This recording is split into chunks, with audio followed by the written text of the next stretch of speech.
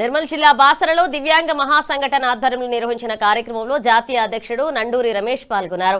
దివ్యాంగుల హక్కుల చట్టం 2016 అమలుపై అధికారులకు అవగాహన లేకపోవడంతో సంక్షేమ పథకాలు సక్రమంగా అందడం లేదు అని ఆయన అన్నారు. స్థానిక సంస్థలు శాసనసభల్లో దివ్యాంగులకు 5% రిజర్వేషన్ కల్పించాలని, దివ్యాంగులు తమ హక్కుల సాధన కోసం ఐక్యంగా ఉద్యమించాలని పిలుపునిచ్చారు. కార్యక్రమంలో పలువురు దివ్యాంగ సంఘాల నాయకులు పాల్గొన్నారు.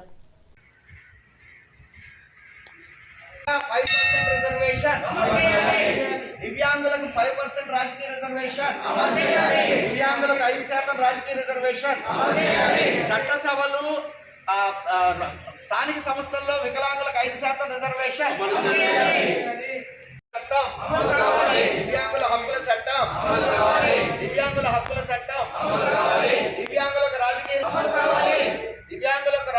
రిజర్వేషన్ దివ్యాంగులకు రాజకీయ రిజర్వేషన్ దివ్యాంగులకు 5% రాజకీయ రిజర్వేషన్ దివ్యాంగులకు 5% రిజర్వేషన్ దివ్యాంగులకు 5% రిజర్వేషన్ వికలాంగుల హక్కుల చట్టం. రాష్ట్రంలో కాంగ్రెస్ ప్రభుత్వము ఎలక్షన్ హామీగా 6,000 రూపాయలు పెన్షన్ చేస్తాము, వికలాంగులకు పెంచుతాము అని చెప్పి హామీ ఇవ్వడం జరిగింది. అట్లాగే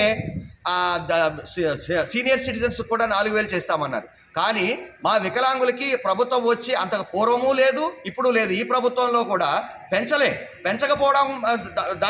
పెంచకపోగా కొత్త పెన్షన్లు కూడా మంజూరు చేయలే. వెంటనే ఈ 2.5 సంవత్సరాలు